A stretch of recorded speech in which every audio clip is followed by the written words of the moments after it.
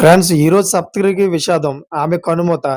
ఈ విషయాలను తెలియాలంటే గనక వీడియో ఇప్పుడు కంప్లీట్‌గా చూడండి. అప్పుడే మీకు కంప్లీట్ ఇన్ఫర్మేషన్ ఏంటో అర్థమవుతుంది.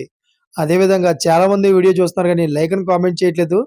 దయచేసి లైక్ అండ్ కామెంట్ చేయండి. లైక్ అండ్ కామెంట్ చేయడం వల్ల ఈ ఇన్ఫర్మేషన్ మనం చాలా మందికి తెలియజేసేవాళ్ళం అవుతాం. అదేవిధంగా చాలామంది సబ్స్క్రైబ్ చేసుకోవడం మాత్రం మర్చిపోతున్నారు. దయచేసి సబ్స్క్రైబ్ చేసుకోండి. సబ్స్క్రైబ్ చేసుకోవడం వల్ల నేను చేసే ప్రతి ఒక్క అప్డేట్ మీరు ముందుగానే పొందగలుగుతారు. ఇంక లేట్ చేయకుండా వీడియోకి వెళ్ళిపోదాం. ఫ్రెండ్స్ ఆమె నిన్న బెంగుళూరులోని ఓ ప్రైవేట్ హాస్పిటల్‌లో చనిపోయినట్లు సప్తగిరి వెల్లడించారు.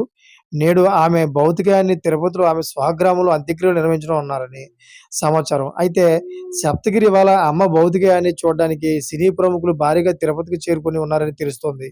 అయితే ఇప్పటికే పలువురు ప్రముఖులు ఆమె భౌతికయాన్ని సందర్శించి నివాళులర్పించారు.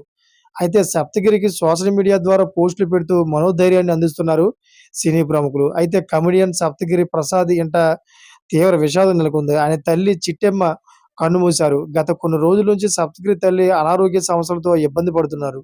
టాలీవుడ్ ఇండస్ట్రీలో తనకంటూ ప్రత్యేక ఇమేజ్‌ని సంపాదించుకున్న కమెడియన్ సప్తగిరి గురించి ప్రత్యేకంగా పరిచయాలు అవసరం లేదు. అయితే గత కొన్నేళ్లుగా తన కామెడీతో తెలుగు ప్రేక్షకులను కడుపుబ్బ నవ్విస్తున్నాడు. ఇప్పటివరకు ఆయన ఎన్నో సినిమాల్లో నటించాడు.